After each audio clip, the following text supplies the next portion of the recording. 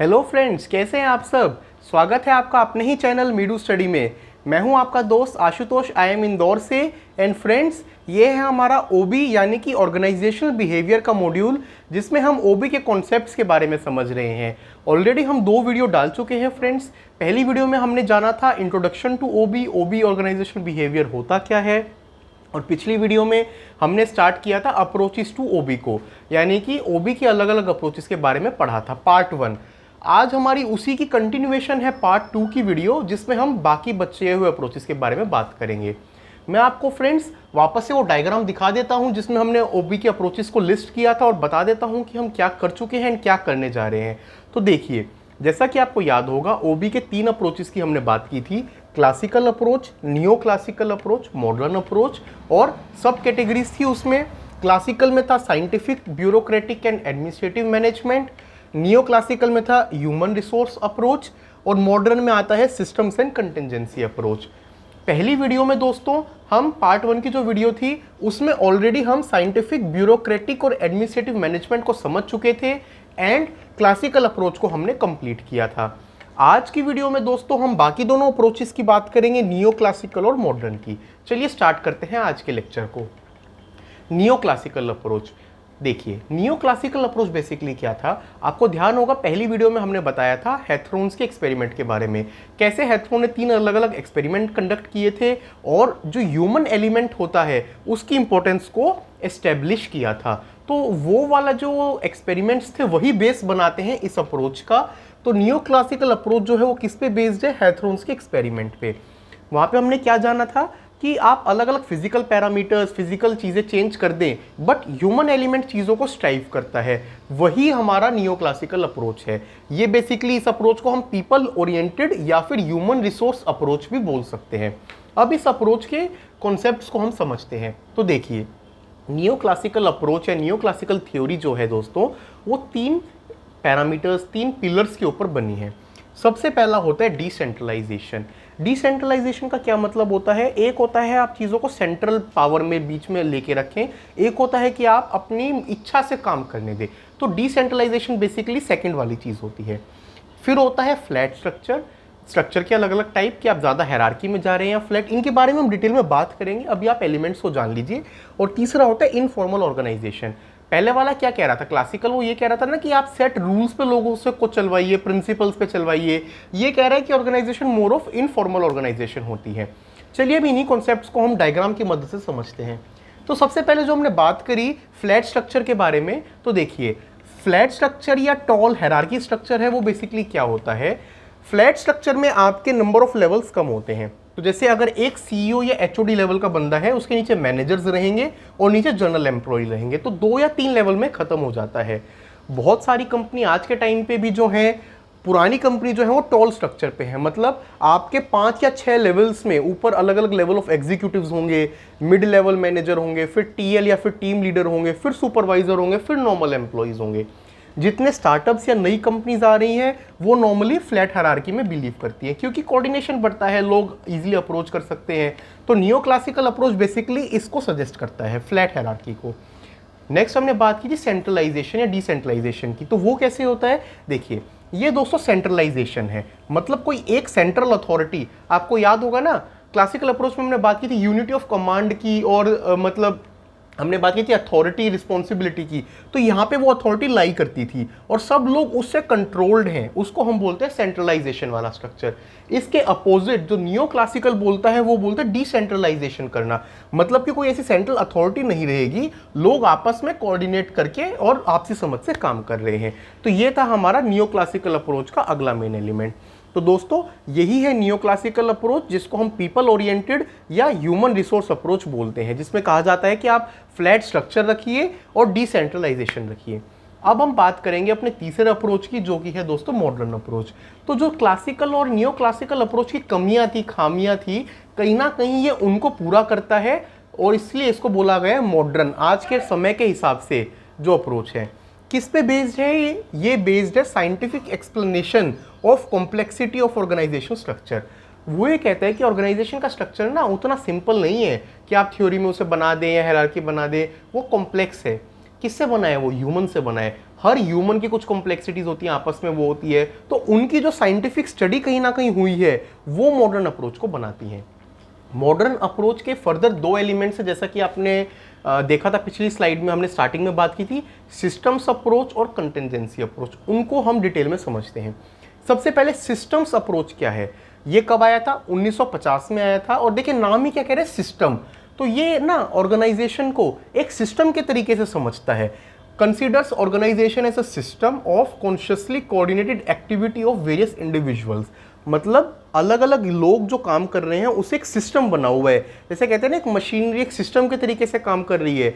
ये अप्रोच कहीं ना कहीं उस सिस्टम के वे में उसको डिफाइन करता है। और ओवरऑल कंपनी को जो काम करना है वो तो हो गया सिस्टम, उसमें अलग अलग जो पार्ट्स होंगे उसको इसने बोला था सब सिस्टम। तो अलग अलग सब सिस्टम बेसिकली सिस्टम को बनाते हैं, इसको बोलते हैं हम सब सिस्टम। इन सब सिस्टम्स को लिंक करने के लिए 3 लिंक्स होते हैं जिससे ये सब सिस्टम्स इफेक्टिवली काम कर सकते हैं। और वो लिंक्स दोस्तों हमारे होते हैं communication process, decision making process और बैलेंसिंग प्रोसेस। कम्युनिकेशन प्रोसेस मतलब जिस प्रोसेस से आपस में बातचीत, आपस में काम करना आसान होता है। डिसीजन मेकिंग प्रोसेस मतलब किस तरीके से फैसले लिए जा रहे हैं वो हम समझते हैं। और बैलेंसिंग प्रोसेस मतलब कैसे हम आपस के अलग अलग सब सिस्टम्स को बैलेंस बना के चलते हैं, आपस में समन्वय बना के चलते हैं। तो ये था हमारा सिस्टम्स अप्रोच, मॉडर्न अप्रोच की फर्स्ट टाइप। अब हम चलते हैं अपने सेकेंड टाइप पे, जो कि है दोस्तों कंटिंजेंसी अप्रोच। तो देखिए कंटिंजेंसी अप्रोच क्या है, आप ये रेड हाईलाइटेड चीज़ों को देखिए। ये क्या कहता है? ये कहता है कि external environment and internal environment of organization form the basis of organization structure. Organization के स्ट्रक्चर को आपको समझना है, जानना है, तो आप उसके 2 एनवायरनमेंट की स्टडी कर लीजिए, एक्सटर्नल एनवायरनमेंट की और इंटरनल एनवायरनमेंट की।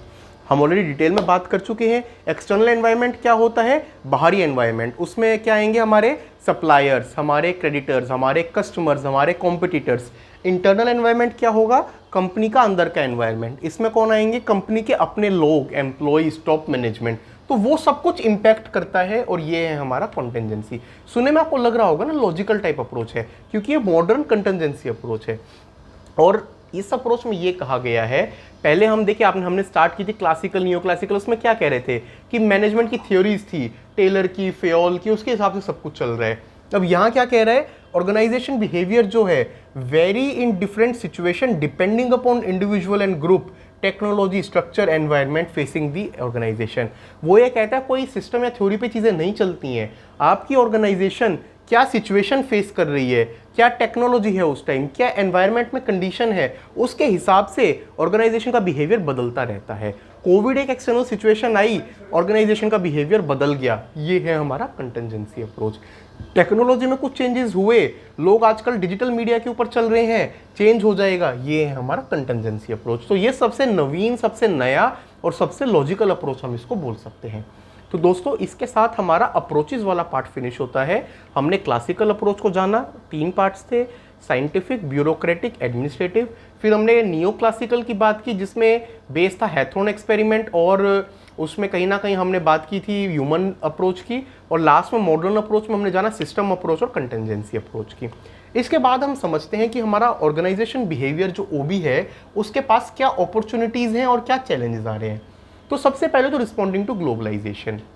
देखिए ऑर्गेनाइजेशन कैसे बन रही है? अलग अलग लोगों से।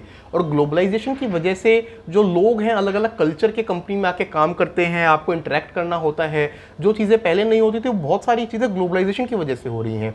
तो ये एक बहुत बड़ा चैलेंज भी है और अपॉर्चुनिटी भी है ओबी के लिए।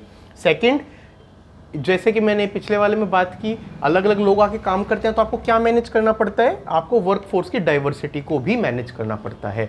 हर कल्चर के लोग आएंगे तो आपकी पॉलिसीज ऐसा नहीं होना चाहिए ना किसी पर डिस्क्रिमिनेट करे, फ्रेंडली होनी चाहिए। Third, improving quality and productivity.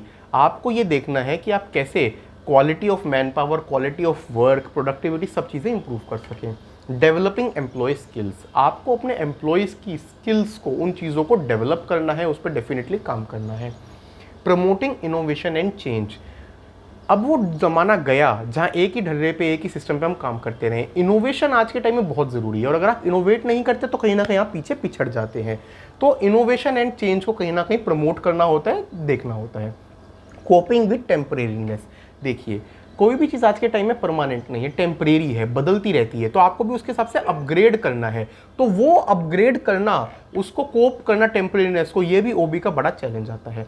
Next आता है एम्पावरिंग पीपल। आपकी कंपनी तभी ग्रो कर सकती है, कभी डेवलप हो सकती है, जब आप उसमें काम करने वाले लोगों को एम्पावर करें, उनको ट्रेन करें, उनको स्किल करें। तो ये भी कंपनी में जो ओबी वाला पार्ट है, एचआर वाला पार्ट है, उनके लिए बड़ी अपॉर्चुनिटी है। और लास्ट, एनकरेजिंग एथिकल बिहेवियर। सब कुछ करते हुए भी आपको कंपनी में काम कर रहे हैं तो आपको प्रॉफिट बनाना, सब करना है, बट कोई भी अनएथिकल प्रैक्टिस नहीं होनी चाहिए। आप सोसाइटी के प्रति, एनवायरनमेंट के प्रति, एम्प्लॉय, सबके प्रति जो बिहेवियर है वो एथिकल होना चाहिए। तो ये सारे हैं हमारे अपॉर्चुनिटीज एंड चैलेंज ओबी के। अब इसके बाद हम लास्ट बात करते हैं इंट्रोडक्शन में, जो कि हमारा लास्ट टॉपिक बचा, साइंटिफिक एस्पेक्ट ऑफ ओबी। मतलब ओबी के अंदर भी कैसे अलग अलग साइंटिफिक एस्पेक्ट्स आ गए हैं जिनको समझना जरूरी है। तो सबसे पहले तो जो हमने डाइवर्सिटी की बात की ना, वो भी आज के टाइम में अलग स्टडीज़ आ रही हैं जो बता रही हैं कि कैसे आप अपने ऑर्गेनाइजेशन को ऐसा बना सकते हैं कि अलग अलग कल्चर के लोग ये आके काम कर सके। फ्रेंडली पॉलिसीज़, हम जब पढ़ेंगे ग्लोबलाइजेशन और हम पढ़ेंगे ऑर्गेनाइजेशन के स्ट्रक्चर को, कल्चर को, तो भी इसके बारे में डिटेल में बात करेंगे। दूसरा, एम्प्लॉय ट्रस्ट ऑन ऑर्गेनाइजेशन। देखिए, सिर्फ ऐसा नहीं है आप कंपनी के टाइम पे यही सोचे कि हमें सैलरी देनी है, काम लेना है। एम्प्लॉय का ट्रस्ट डेवलप करना बहुत ज़रूरी होता है और उसके लिए भी साइंटिफिक स्टडीज़ करनी होती है। Quality and flexibility of work. काम के टाइम पे सिर्फ आपको नंबर्स पे ध्यान नहीं देना, काम जो है वो क्वालिटी वाला होना चाहिए और फ्लेक्सिबिलिटी होनी चाहिए। अगर आप एक पर्सन को बांध के रखेंगे कि ये 4 काम है तो सुबह से शाम यही करने, इसी ऑर्डर में करने हैं, तो उसकी मेंटल स्किल्स, मेंटल लेवल पे उसकी कैपेबिलिटीज़ कभी ग्रो नहीं हो पाएंगी। वो ग्रो तभी हो पाएंगी जब आप उसको फ्लेक्सिबिलिटी प्रोवाइड करेंगे। इसके लिए भी अलग अलग टेक्निक्स होती हैं, जॉब एनरिचमेंट, जॉब रोटेशन, ये सब कुछ हम अलग अलग वीडियोज़ में बात करते रहेंगे इनके बारे में। और last, employ selection and retention. कैसे आप एम्प्लॉयज़ को सेलेक्ट कर रहे हैं, कैसे उनको रिटेन कर रहे हैं, ये भी बड़ा साइंटिफिक है। ये हमारा मेजरली एचआर के अंदर आएगा। एचआर के ऊपर जब हम बात करेंगे रिक्रूटमेंट की, तब इसके ऊपर डिटेल में हम आपको बताएंगे इसके बारे में। तो दोस्तों, ये था साइंटिफिक एस्पेक्ट्स ऑफ ओबी। इसके साथ फ्रेंड्स, हमारा जो पहला यूनिट है, पहला चैप्टर है ओबी में, इंट्रोडक्शन टू ओबी, वो फिनिश होता है। रिवाइज करने के लिए मैं आपको बता देता हूं, हमने 3 वीडियोस बनाई हैं, उसके बारे में आप चेक कर सकते हैं। Video number 1 introduction to OB, video number 2 approaches to OB part 1, जिसमें हमने क्लासिकल अप्रोचेस की बात की थी, और वीडियो नंबर 3 पार्ट 2, जिसमें हमने नियो क्लासिकल और मॉडर्न अप्रोच की बात की, और साथ में चैलेंजेस, अपॉर्चुनिटीज और साइंटिफिक अप्रोच की बात की। नेक्स्ट में हम स्टार्ट करेंगे अंडरस्टैंडिंग इंडिविजुअल बिहेवियर। देखिए, ओबी को हमने कैसे डिफाइन किया, ओबी क्या है, इंडिविजुअल्स का बिहेवियर है, उसका सम टोटल। तो स्टार्ट कैसे करेंगे हम, अब देखिए ओबी का मैं आपको लॉजिकल फ्लो बताता हूं। हम पहले पर्सन से, इंडिविजुअल लेवल से स्टार्ट करेंगे। वीडियो 1 में मैंने आपको बताया था ना ओबी के 3 levels, individual level, group level और लास्ट में कंपनी लेवल। तो इंडिविजुअल लेवल से हम उसको स्टार्ट करेंगे, इंडिविजुअल बिहेवियर से। फ्रेंड्स, इसके साथ हमारा आज का टॉपिक फिनिश होता है। नेक्स्ट वीडियो में हम नेक्स्ट यूनिट स्टार्ट करेंगे। होप आपको हमारा कंटेंट अच्छा लगा होगा।